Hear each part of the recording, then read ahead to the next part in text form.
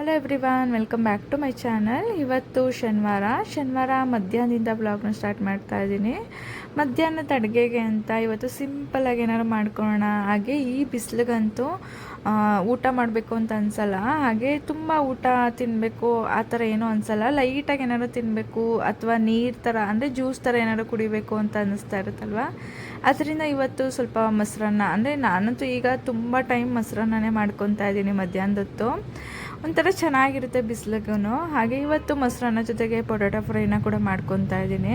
ನಾರ್ಮಲಾಗಿ ಮೊಸರನ್ನ ಒಗ್ಗರಣೆ ಹಾಕೊಳ್ಳೋದು ಎಲ್ರಿಗೂ ಗೊತ್ತಿರುತ್ತಲ್ವ, ಅಂದರೆ ಮೊಸರನ್ನ ಮಾಡ್ಕೊಳ್ಳೋದು ಗೊತ್ತಿರುತ್ತೆ. ಜೊತೆಗೆ ನಾನಿವತ್ತು ಪೊಟ್ಯಾಟೊ ಫ್ರೈನ ಕೂಡ ಮಾಡ್ಕೊತಾ ಇದ್ದೀನಿ. ತುಂಬಾ ಚೆನ್ನಾಗಿತ್ತು. ಮೊಸರನ್ನಕ್ಕಂತೂ ಇದು ಪಕ್ಕ, ಅಂದರೆ ಒಳ್ಳೆ ಕಾಂಬಿನೇಷನ್ ಅಂತಲೇ ಹೇಳ್ಬೋದು. ಪೊಟ್ಯಾಟೊ ಫ್ರೈ ಮಾಡ್ಕೊಳ್ಳೋದಕ್ಕೆ ಒಂದು 2 ಆಲೂಗಡ್ಡೆನ ನಾನು ಸಿಪ್ಪೆ ತೆಗೆದು ನೀಟಾಗಿ ವಾಶ್ ಮಾಡಿ ಈ ರೀತಿ ಕಟ್ ಮಾಡ್ಕೊಂಡಿದ್ದೀನಿ. ಅಂದರೆ ತುಂಬ ದಪ್ಪನೂ ಅಲ್ಲ, ಸಣ್ಣ ಸಣ್ಣ ಕಟ್ ಮಾಡ್ಕೊಬೇಕು. ನಾವು ಇದನ್ನು ಬೇಯಿಸ್ಕೊಳ್ಳೋದಿಲ್ಲ, ಡೈರೆಕ್ಟ್ ಎಣ್ಣೆನಲ್ಲಿ ಹಾಕಿ ಫ್ರೈ ಮಾಡೋದ್ರಿಂದ ಲೈಟಾಗೆ ಸ್ವಲ್ಪ ಮೀಡಿಯಮ್ ಸೈಜಲ್ಲಿ ಕಟ್ ಮಾಡ್ಕೊಬೇಕಾಗತ್ತೆ. ಇನ್ನು ಇದನ್ನ ಕಟ್ ಮಾಡಿ ಒಂದು ಸತಿ ನೀರಿನಲ್ಲಿ ತೊಳೆದ್ಬಿಟ್ಟು ನಂತರ ಫ್ರೈ ಮಾಡ್ಕೊತೀನಿ.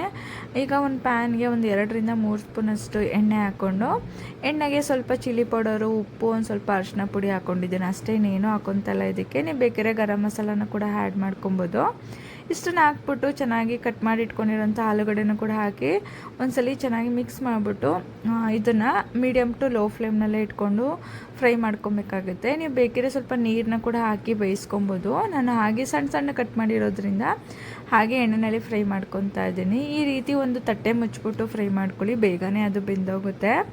ಇನ್ನು ಅದಾಗೋ ಅಷ್ಟರಲ್ಲಿ ಸ್ವಲ್ಪ ಮೊಸರನ್ನು ಕೂಡ ಚೆನ್ನಾಗಿ ಮಿಕ್ಸ್ ಮಾಡ್ಕೊಂಬಿಡೋಣ ಅಂಥೇಳಿ ಒಂದು ಬಟ್ಲಿಗೆ ಗಟ್ಟಿ ಮೊಸರನ್ನ ಹಾಕಿ ಉಪ್ಪು ಹಾಕ್ಬಿಟ್ಟು ಈ ರೀತಿ ಬೀಟ್ ಮಾಡ್ಕೊತಾ ಇದ್ದೀನಿ. ಇನ್ನು ಇದಕ್ಕೆ ಒಗ್ಗರಣೆ ಕೊಟ್ಕೊಳ್ಳೋದು ಅಷ್ಟೇ. ನಾನು ಡೈರೆಕ್ಟ್ ರೈಸ್ಗೆ ಹಾಕಿ ಮಿಕ್ಸ್ ಮಾಡ್ಕೊಳ್ಳಲ್ಲ, ಈ ರೀತಿ ಒಗ್ಗರಣೆ ಕೊಟ್ಬಿಡ್ತೀನಿ. ರೈಸಿಗೆ ಎಷ್ಟು ಬೇಕೋ ಅಷ್ಟು ಮಿಕ್ಸ್ ಮಾಡ್ಕೊಂಡು ತಿನ್ನೋದು ಅಷ್ಟೇ. ಇನ್ನು ಇದಕ್ಕೆ ಒಗ್ಗರಣೆಗೆ 1 ಸ್ಪೂನಷ್ಟು ಎಣ್ಣೆ ಹಾಕ್ಬಿಟ್ಟು, ಅಂದರೆ ಒಂದು ಪ್ಯಾನ್ಗೆ ಸ್ವಲ್ಪ ಎಣ್ಣೆ ಹಾಕ್ಬಿಟ್ಟು, ಎಣ್ಣೆ ಚೆನ್ನಾಗಿ ಕಾದ್ಮೇಲೆ ಅದಕ್ಕೆ ಸಾಸಿವೆ, ಜೀರಿಗೆ ಎಲ್ಲ ಹಾಕಿ, ಇನ್ನು ಸಾಸಿವೆ ಎಲ್ಲ ಚೆನ್ನಾಗಿ ಸಿಡಿದ್ಮೇಲೆ ಅದಕ್ಕೆ ಕರಿಬೇವು ಹಾಗೆ ಒಣಮೆಣ್ಸಿನ್ಕಾಯಿ ಹಾಕಿ ಇದಕ್ಕೆ ಹಾಕಿ ಫ್ರೈ ಮಾಡಿಬಿಟ್ಟು ಮೊಸರಿಗೆ ಹಾಕ್ಕೊಳ್ಳೋದು ಅಷ್ಟೇ. ಹಾಗೆ ಪೊಟ್ಯಾಟೊ ಫ್ರೈ ಕೂಡ ಚೆನ್ನಾಗಿ ಫ್ರೈ ಆಗಿದೆ. ಇಷ್ಟು ಬೆಂದರೆ ಸಾಕು, ಇನ್ನು ಅದಾಗಿದೆ. ಅಷ್ಟರಲ್ಲೇ ಅದು ಕೂಡ ರೆಡಿ ಆಯಿತು. ಈಗ ಇದಕ್ಕೆ ನಾನು ಒಗ್ಗರಣೆಗೆ ಮಾಮೂಲಿ ಒಣಮೆಣ್ಸಿನ್ಕಾಯಿ, ಕರಿಬೇವು, ಸ್ವಲ್ಪ ಈರುಳ್ಳಿನೂ ಕೂಡ ಹಾಕ್ಕೊತಾ ಇದ್ದೀನಿ. ಜಸ್ಟ್ ಈರುಳ್ಳಿ ತುಂಬ ಫ್ರೈ ಮಾಡ್ಕೊಳ್ಳಲ್ಲ. ಹಾಗೆ ಒಂದು ಸ್ವಲ್ಪ ಈ ರೀತಿ ಎಲ್ಲ ಮಿಕ್ಸ್ ಮಾಡಿಬಿಟ್ಟು, ಬಿಸಿ ಎಣ್ಣೆ ಇರುತ್ತಲ್ವ ಅದರಿಂದ ಈ ರೀತಿ ಮಿಕ್ಸ್ ಮಾಡಿಬಿಟ್ಟು ಒಗ್ಗರಣೆ ಕೊಟ್ಕೊಳ್ಳೋದು ಅಷ್ಟೇ. ತುಂಬಾ ಚೆನ್ನಾಗಿರುತ್ತೆ. ಅಂದರೆ ಈರುಳ್ಳಿ ಸ್ವಲ್ಪ ಕ್ರಿಸ್ಪಾಗಿ ಸಿಗಬೇಕಲ್ವ, ಅದರಿಂದ ಈರುಳ್ಳಿನ ಫ್ರೈ ಮಾಡ್ಕೊತಿಲ್ಲ ನಾನು. ಜಸ್ಟ್ ಬಿಸಿ ಎಣ್ಣೆಗೆ ಹಾಕ್ಬಿಟ್ಟು ಈ ರೀತಿ ಮಿಕ್ಸ್ ಮಾಡಿ ಹಾಕ್ಕೊತಾ ಇದ್ದೀನಿ ಅಷ್ಟೇ. ಇನ್ನು ಇದು ರೆಡಿ ಇದೆ. ನಿಮಗೆ ಗಟ್ಟಿ ಬೇಕು ಅಂದರೆ ಗಟ್ಟಿನೂ ಕೂಡ ಮಾಡ್ಕೊಬೋದು.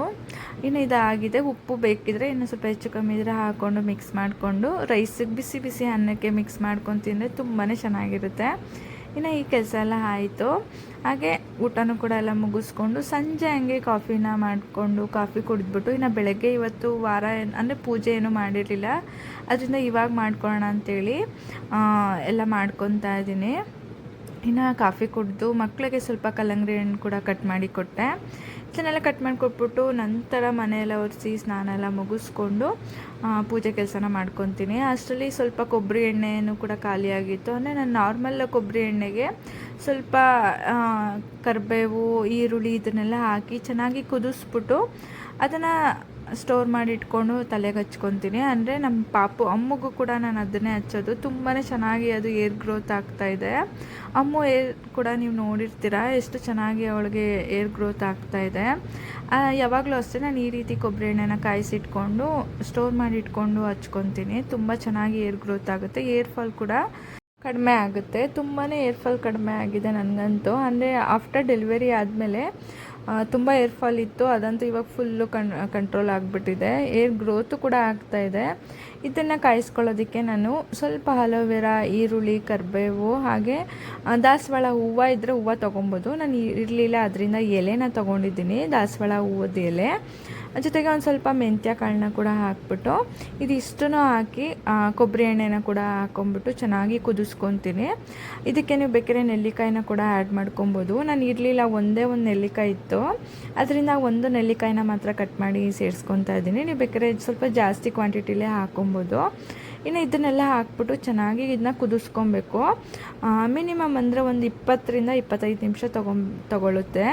ಅಂದರೆ ನಿಮ್ಗೆ ಗೊತ್ತಾಗುತ್ತೆ ಅದು ಚೆನ್ನಾಗಿ ಕುದೀತಾ ಈರುಳ್ಳಿ ಹಾಗೆ ನೆಲ್ಲಿಕಾಯಿ ಇದೆಲ್ಲ ಚೆನ್ನಾಗಿ ಕುದ್ಬಿಟ್ಟು ಹೇಗಾಗಿರುತ್ತೆ ಅಂತ ನಿಮಗೆ ಗೊತ್ತಾಗುತ್ತೆ. ನೋಡಿ ತೋರಿಸ್ತೀನಿ.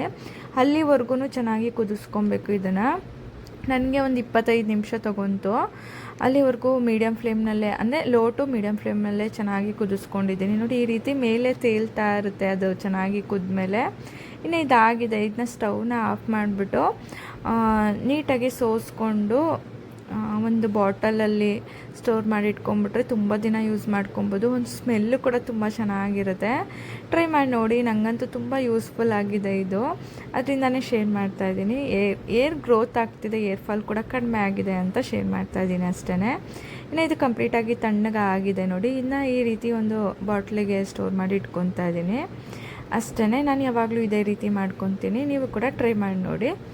ಹಾಗೆ ಪೂಜೆನೂ ಕೂಡ ಮುಗಿಸ್ಕೊಂಬಿಡೋಣ ಅಂಥೇಳಿ ಎಲ್ಲ ಕೆಲಸನೂ ಆಯಿತು. ಇನ್ನು ಸ್ನಾನ ಒಂದು ಮುಗಿಸ್ಕೊಂಡು ದೀಪ ಹಚ್ಚೋದಷ್ಟೇ. ಬೆಳಗ್ಗೆ ಟೈಮ್ ಇರಲಿಲ್ಲ, ಅದರಿಂದ ಸಂಜೆ ಹಂಗೆ ಮಾಡ್ಕೊಳ್ಳೋಣ ಅಂಥೇಳಿ ಈಗ ಮಾಡ್ಕೊತಾ ಇದ್ದೀನಿ. ಆಯಿತು. ಇನ್ನು ಸಿಂಪಲ್ಲಾಗಿ ರಂಗೋಲಿ ಒಂದು ಬಿಟ್ಬಿಟ್ಟು, ನಮ್ಮ ಮನೆಯಲ್ಲಿ ರಂಗೋಲಿ ಬಿಟ್ಟರೆ ಒಂದಿನೂ ಕೂಡ ಇರಲ್ಲ. ಪಾಪು ಇದ್ದಾನಲ್ವ, ಎಲ್ಲನೂ ಇದು ಮಾಡಿಬಿಡ್ತಾನೆ. ಅದರಿಂದ ಸಿಂಪಲಾಗಿ ಒಂದು ರಂಗೋಲಿ ಬಿಟ್ಟು ಪೂಜೆನೂ ಕೂಡ ಮುಗಿಸ್ಕೊಂಡೆ. ಹಾಗೆ ಆ ಎಣ್ಣೆನೂ ಕೂಡ ಮಕ್ಕಳಿಗೆ ಆಗಲಿ ದೊಡ್ಡವ್ರಿಗಾಗಲಿ ಸ್ನಾನಕ್ಕೂ ಮುಂಚೆ ಒಂದು ಅರ್ಧ ಗಂಟೆ ಮುಂಚೆ ತಲೆಗೆ ಈ ರೀತಿ ನೀಟಾಗಿ ಹಾಕಿ ಸ್ವಲ್ಪ ಮಸಾಜ್ ಮಾಡಿಬಿಟ್ಟು ಸ್ನಾನ ಮಾಡ್ಕೊತೀವಿ. ಯಾವಾಗಲೂ ಇದೇ ರೀತಿ ಮಾಡ್ಕೊತೀನಿ ಅಷ್ಟೇ.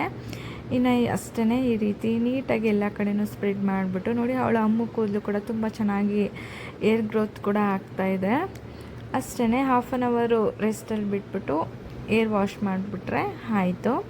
ಇನ್ನು ಇದೆಲ್ಲ ಆದಮೇಲೆ ನೈಟು ಊಟಕ್ಕೆ ಅಂತ ಹೇಳಿ ಚಪಾತಿ ಹಾಗೆಯೇ ಪನ್ನೀರನ್ನ ಬಳಸಿ ಒಂದು ಮೆಂತ್ಯ ಸೊಪ್ಪನ್ನ ಕೂಡ ಹಾಕಿ ಹೆಲ್ತಿಯಾಗಿರೋಂಥ ಒಂದು ಗ್ರೇವಿ ಕೂಡ ಶೇರ್ ಮಾಡ್ತಾಯಿದ್ದೀನಿ. ನಾನು ಕೂಡ ಅವಾಗವಾಗ ಮಾಡ್ಕೊತಾ ಇರ್ತೀನಿ. ತುಂಬ ಚೆನ್ನಾಗಿ ಬರುತ್ತೆ. ಚಪಾತಿಗೆ ರೋಟಿಗಂತೂ ಒಳ್ಳೆ ಕಾಂಬಿನೇಷನ್ ಆಗಿರುತ್ತೆ. ಆ ರೆಸಿಪಿ ಕೂಡ ನಾನು ಫುಲ್ಲು ಶೇರ್ ಮಾಡಿದ್ದೀನಿ. ಖಂಡಿತ ವಿಡಿಯೋ ಫುಲ್ಲು ಕೊನೆವರೆಗೂ ನೋಡಿ ಆಯಿತಾ. ಇನ್ನು ಅಷ್ಟೇ ಅದನ್ನು ಮಾಡ್ಕೊಳ್ಳೋದಕ್ಕೆ ಫಸ್ಟಿಗೆ ನಾನಿಲ್ಲಿ ಹಾಗೆ ನಮ್ಮ ಮನೆಯಲ್ಲಿ ಪನ್ನೀರನ್ನ ನಾನು ಯಾವಾಗಲೂ ವಾರದಲ್ಲಿ ಒಂದು 2-3 ಸಲ ಯೂಸ್ ಮಾಡ್ತಾನೆ ಇರ್ತೀನಿ. ಮನೆಯಲ್ಲಿ ಪನ್ನೀರ್ ಅಂದರೆ ಎಲ್ರಿಗೂ ಇಷ್ಟ, ಅದರಿಂದ ಪನ್ನೀರ್ ತುಂಬಾ ಯೂಸ್ ಮಾಡ್ತಾ ಇರ್ತೀನಿ ನಾನು. ಹಾಗೆ ಪ್ರೋಟೀನ್ ಬೇಕಲ್ವ, ಇನ್ನು ಅದರಲ್ಲಿ ತುಂಬಾ ಪ್ರೋಟೀನ್ ಅಂಶ ಇದೆ. ಅದರಿಂದ ಪ್ರೋಟೀನ್ಗೋಸ್ಕರ ಆದರೂ ಮಕ್ಕಳಿಗೂ ಕೂಡ ಮಾಡಿಕೊಡ್ಬೇಕು, ತುಂಬ ಒಳ್ಳೆಯದಲ್ವ. ಅದರಿಂದ ಅವಾಗವಾಗ ಮಾಡ್ತಾನೆ ಇರ್ತೀನಿ ನಾನು. ಈ ಗ್ರೇವಿನ ಮಾಡ್ಕೊಳ್ಳೋದಕ್ಕೆ ಗೋಡಂಬಿನಾದ್ರು ತೊಗೊಬೋದು. ನಾನು ಬಾದಾಮಿ ಯೂಸ್ ಮಾಡ್ಕೊತಾ ಇದ್ದೀನಿ. ಬಾದಾಮಿನ ಬಿಸಿನೀರಲ್ಲಿ ಈ ರೀತಿ ನೆನೆಸಿಟ್ಕೊಂಡಿದ್ದೀನಿ. ಇದನ್ನು ಮಿಕ್ಸಿ ಜಾರ್ಗೆ ಹಾಕ್ಕೊಂಡು ರುಬ್ಕೊಬೇಕಾಗುತ್ತೆ. ಹಾಗೆಯೇ ಮೆಂತ್ಯ ಸೊಪ್ಪನ್ನ ಕೂಡ ಬಿಡಿಸಿಟ್ಟಿದ್ದೆ. ಅದನ್ನು ಸ್ವಲ್ಪ ಸಣ್ಣಕ್ಕೆ ಕಟ್ ಮಾಡಿ ವಾಶ್ ಮಾಡಿಬಿಟ್ಟು ಈ ರೀತಿ ಸೋಸ್ಕೊಂಡಿದ್ದೀನಿ. ಈಗ ಅದಕ್ಕೇ ಈರುಳ್ಳಿ ಟೊಮೆಟೊ ಎಲ್ಲ ಕಟ್ ಮಾಡ್ಕೊತಾ ಇದ್ದೀನಿ. ಹಾಗೆ ಒಂದು ಮಿಕ್ಸಿ ಜಾರ್ಗೂ ಕೂಡ ಸ್ವಲ್ಪ ಪನ್ನೀರ್ ಕ್ಯೂಬ್ಸು, ಅಂದರೆ ಒಂದು 2-3 ಪನ್ನೀರ್ ಕ್ಯೂಬ್ಸು, ಹಾಗೆಯೇ ನೆನೆಸಿಟ್ಕೊಂಡಿರೋ ಅಂಥ ಬಾದಾಮಿನ ಕೂಡ ಹಾಕ್ಬಿಟ್ಟು ಸ್ವಲ್ಪ ನೀರನ್ನ ಹಾಕ್ಬಿಟ್ಟು ನೀಟಾಗಿ ಇದನ್ನು ಪೇಸ್ಟ್ ಮಾಡ್ಕೊಬೇಕಾಗುತ್ತೆ. ಅಂದರೆ ಕ್ರೀಮ್ ಕನ್ಸಿಸ್ಟೆನ್ಸಿಲಿ ಮಾಡ್ಕೊಬೇಕಾಗುತ್ತೆ. ನೀವು ಇದೆಲ್ಲ ಬೇಡ ಅಂದರೆ ಡೈರೆಕ್ಟ್ ಫ್ರೆಶ್ ಕ್ರೀಮ್ ಸಿಗುತ್ತಲ್ವ, ಆ ಕ್ರೀಮ್ನ ಕೂಡ ಯೂಸ್ ಮಾಡ್ಕೊಬೋದು. ಅದ್ರ ಬದಲಿಗೆ ಈ ರೀತಿ ಒಂದ್ಸಲ ಟ್ರೈ ಮಾಡಿ ನೋಡಿ. ತುಂಬಾ ಟೇಸ್ಟು ಕೂಡ ತುಂಬಾ ಚೆನ್ನಾಗಿ ಬರುತ್ತೆ ಅಷ್ಟೇ. ಈ ರೀತಿ ಪನ್ನೀರ್ ಕ್ಯೂಬ್ಸ್ ಹಾಕಿ ಇದನ್ನು ನೀರನ್ನ ಹಾಕ್ಬಿಟ್ಟು ರುಬ್ಕೊಳ್ಳೋದಷ್ಟೇ. ಫಸ್ಟಿಗೆ ಬಾದಾಮಿನ ನೀಟಾಗಿ ಗ್ರೈಂಡ್ ಮಾಡಿಕೊಂಡು ಸ್ವಲ್ಪ ತರ್ತರಿಯಾಗಿ ರುಬ್ಕೊಂಡು ಆದಮೇಲೆ ನಂತರ ಪನ್ನೀರನ್ನ ಹಾಕ್ಬಿಟ್ಟು ಇನ್ನೊಂದ್ಸತಿ ಗ್ರೈಂಡ್ ಮಾಡಿಕೊಂಡು ಈ ರೀತಿ ಪೇಸ್ಟ್ ರೀತಿ ಆಗಿರುತ್ತೆ. ಇನ್ನು ಇದು ರೆಡಿ ಇದೆ. ಹಾಗೆ ಇದಕ್ಕೇ ಈರುಳ್ಳಿ ಟೊಮೆಟೊ ಎಲ್ಲ ಕಟ್ ಮಾಡ್ಕೊತಾ ಇದ್ದೀನಿ. ಹಸಿಮೆಣ್ಸಿನ್ಕಾಯಿ ಬೇಕಿದ್ದರೆ ಹಾಕೊಬೋದು, ಇಲ್ಲಾಂದರೆ ಸ್ಕಿಪ್ ಮಾಡ್ಕೊಳ್ಳಿ. ಇದಕ್ಕೆ ನಾವು ಇನ್ನು ಚಿಲ್ಲಿ ಪೌಡರ್ ಕೂಡ ಯೂಸ್ ಮಾಡ್ಕೊಬೇಕು. ಅಂದರೆ ಸ್ಪೈಸಿಯಾಗಿ ಬೇಕು ಅಂದರೆ ಈ ರೀತಿ ಟ್ರೈ ಮಾಡಿ, ತುಂಬಾ ಚೆನ್ನಾಗಿ ಬರುತ್ತೆ. ಜೊತೆಗೆ ಬಟರ್ ಕೂಡ ಹಾಕ್ಕೊತಾ ಇದ್ದೀನಿ. ಬಟರ್ ಯೂಸ್ ಮಾಡಿ ಮಾಡಿದ್ರೆ ಗ್ರೇವಿಗಳು ಅಷ್ಟೇ, ಪನ್ನೀರ್ ಗ್ರೇವಿ ಬಟರೆಲ್ಲ ಯೂಸ್ ಮಾಡಿ ಮಾಡಿದ್ರೆ ತುಂಬಾ ಟೇಸ್ಟ್ ಕೂಡ ತುಂಬ ಚೆನ್ನಾಗಿ ಬರುತ್ತೆ. ಇನ್ನು ಇದನ್ನೆಲ್ಲ ಕಟ್ ಮಾಡ್ಕೊಂಡಿದ್ದಾದಮೇಲೆ ಒಗ್ಗರಣೆ ಹಾಕ್ಕೊಳ್ಳೋದು ಅಷ್ಟೇ. ಹಾಗೆ ಪಾಲಕ್ ಬದಲಿಗೆ ನೀವು ಮೆಂತ್ಯ ಸೊಪ್ಪು ಬದಲಿಗೆ ನೀವು ಪಾಲಕ್ ಸೊಪ್ಪನ್ನ ಕೂಡ ಬಳಸ್ಕೊಬೋದು. ತುಂಬ ಚೆನ್ನಾಗಿರುತ್ತೆ ಟೇಸ್ಟ್ ಅಂತೂ. ಅಂದರೆ ಪಾಲಕ್ ಸೊಪ್ಪನ್ನ ರುಬ್ಕೊಂಡು ಬಳಸ್ಕೊಬೇಕಾಗುತ್ತೆ ಅಷ್ಟೇ. ಇನ್ನು ಇದೆಲ್ಲ ರೆಡಿ ಇದೆ. ಜೊತೆಗೆ ಸ್ಪೈಸಸ್ ಕೂಡ ಚಿಲ್ಲಿ ಪೌಡರು, ಧನಿಯಾ ಪೌಡರು, ಸ್ವಲ್ಪ ಗರಂ ಮಸಾಲ, ಒಂದು ಸ್ವಲ್ಪ ಅರಿಶಿನ ಪುಡಿ ತೊಗೊಂಡಿದ್ದೀನಿ. ಹಾಗೆ ಈರುಳ್ಳಿ, ಟೊಮೆಟೊ, ಹಸಿಮೆಣಸಿನ್ಕಾಯಿ, ಕರಿಬೇವು, ಶುಂಠಿ ಬೆಳ್ಳುಳ್ಳಿ ಪೇಸ್ಟು, ಇನ್ನು ಜೊತೆಗೆ ಬಿರಿಯಾನಿ ಸ್ಪೈಸಸ್ನ ತೊಗೊಂಡಿದ್ದೀನಿ. ಈಗ ಹೇಗೆ ಮಾಡೋದು ನೋಡೋಣ. ಒಂದು ಪ್ಯಾನ್ಗೆ ಬಟರು ಮತ್ತು ಎಣ್ಣೆ, ಒಂದು 2 ಸ್ಪೂನಷ್ಟು ಎಣ್ಣೆನೂ ಕೂಡ ಸೇರಿಸ್ಕೊತಾ ಇದ್ದೀನಿ. ಇದು ಚೆನ್ನಾಗಿ ಕಾದ್ಮೇಲೆ ಇದಕ್ಕೆ ನಾನಿಲ್ಲಿ ಬಿರಿಯಾನಿ ಸ್ಪೈಸಸ್ನೆಲ್ಲ ಹಾಕ್ತಾಯಿದ್ದೀನಿ. ಹಾಗೆ ಒಂದು ಸ್ವಲ್ಪ ಸೋಂಪು, ಪಲಾವ್ ಎಲೆ, ಹಾಗೆ ಚಕ್ಕೆ, ಲವಂಗ, ಒಂದು ಸ್ವಲ್ಪ ಕಸೂರಿ ಮೆಥಿನ ಕೂಡ ಹಾಕ್ಕೊತಾ ಇದ್ದೀನಿ. ಇದನ್ನು ಹಾಕ್ಬಿಟ್ಟು ಚೆನ್ನಾಗಿ ಫ್ರೈ ಮಾಡಿಕೊಂಡು ನಂತರ ಶುಂಠಿ ಬೆಳ್ಳುಳ್ಳಿ ಪೇಸ್ಟು 1 ಸ್ಪೂನಷ್ಟು ಸೇರಿಸ್ಕೊಂಡು ಅದು ಹಸಿ ಸ್ಮೆಲ್ ಹೋಗೋವರೆಗೂ ಚೆನ್ನಾಗಿ ಫ್ರೈ ಮಾಡಿಕೊಂಡು ನಂತರ ಕಟ್ ಮಾಡಿ ಇಟ್ಕೊಂಡಿರೋ ಅಂಥ ಕರಿಬೇವು, ಹಸಿಮೆಣಸಿನ್ಕಾಯಿ ಹಾಕಿ ಫ್ರೈ ಮಾಡ್ಕೊಬೇಕು. ಈರುಳ್ಳಿ ಎಲ್ಲ ಹಾಕಿ ಇದಕ್ಕೇ ಫ್ರೈ ಮಾಡಿಕೊಂಡು ಈರುಳ್ಳಿ ಸ್ವಲ್ಪ ಕಲರ್ ಚೇಂಜ್ ಆಗೋವರೆಗೂ ಫ್ರೈ ಮಾಡ್ಕೊಂಡಿದ್ದಾದಮೇಲೆ ಕಟ್ ಮಾಡಿ ಇಟ್ಕೊಂಡಿರೋಂಥ ಟೊಮೆಟೊ, ಸ್ವಲ್ಪ ಸೊಪ್ಪನ್ನ ಕೂಡ ಕಟ್ ಮಾಡಿ ಇಟ್ಕೊಂಡಿರ್ತೀವಲ್ವ, ಆ ಸೊಪ್ಪನ್ನ ಕೂಡ ಹಾಕ್ಬಿಟ್ಟು ಸ್ವಲ್ಪ ಎಣ್ಣೆಯಲ್ಲಿ ಫ್ರೈ ಮಾಡ್ಕೊಬೇಕಾಗತ್ತೆ. ಹಾಗೆ ತುಂಬ ಹೊತ್ತು ಕೂಡ ಫ್ರೈ ಮಾಡ್ಕೋಬಾರ್ದು. ತುಂಬ ಹೊತ್ತು ಫ್ರೈ ಮಾಡಿದ್ರೆ ಅದು ಸ್ವಲ್ಪ ಕಹಿ ಬರುತ್ತಲ್ವ ಸೊಪ್ಪು, ಅದರಿಂದ ಲೈಟಾಗೆ ಸೊಪ್ಪನ್ನು ಫ್ರೈ ಮಾಡಿಕೊಂಡು ನಂತರ ಇದಕ್ಕೆ ಸ್ಪೈಸಸ್ನೆಲ್ಲ ಹಾಕಿ ರುಬ್ಬಿರೋ ಅಂಥ ಪೇಸ್ಟ್ನ ಕೂಡ ಹಾಕಿ ಚೆನ್ನಾಗಿ ಕುದಿಸ್ಕೊಂಡ್ರೆ ರೆಡಿ ಆಗುತ್ತೆ. ಇನ್ನು ಸ್ವಲ್ಪ ಮೆಂತ್ಯ ಸೊಪ್ಪನ್ನ ಹಾಕಿ ಚೆನ್ನಾಗಿ ಫ್ರೈ ಮಾಡಿಕೊಂಡು ಅದಕ್ಕೆ ಸ್ಪೈಸಸ್ ಎಲ್ಲ ಹಾಕ್ಕೊತಾ ಇದ್ದೀನಿ. ಚಿಲ್ಲಿ ಪೌಡರು, ಧನಿಯಾ ಪೌಡರು, ಗರಂ ಮಸಾಲ, ಅರಿಶಿನ ಪುಡಿ ಹಾಕ್ಕೊಂಡು ಸೊಪ್ಪು ಜೊತೆಗೆ ಎಲ್ಲ ಮಿಕ್ಸ್ ಮಾಡಿಬಿಟ್ಟು ಚೆನ್ನಾಗಿ ಫ್ರೈ ಮಾಡ್ಕೊಬೇಕು. ಎಣ್ಣೆನಲ್ಲೇ ಬಾಡಿಸ್ಕೊತಾ ಇದ್ದೀನಿ.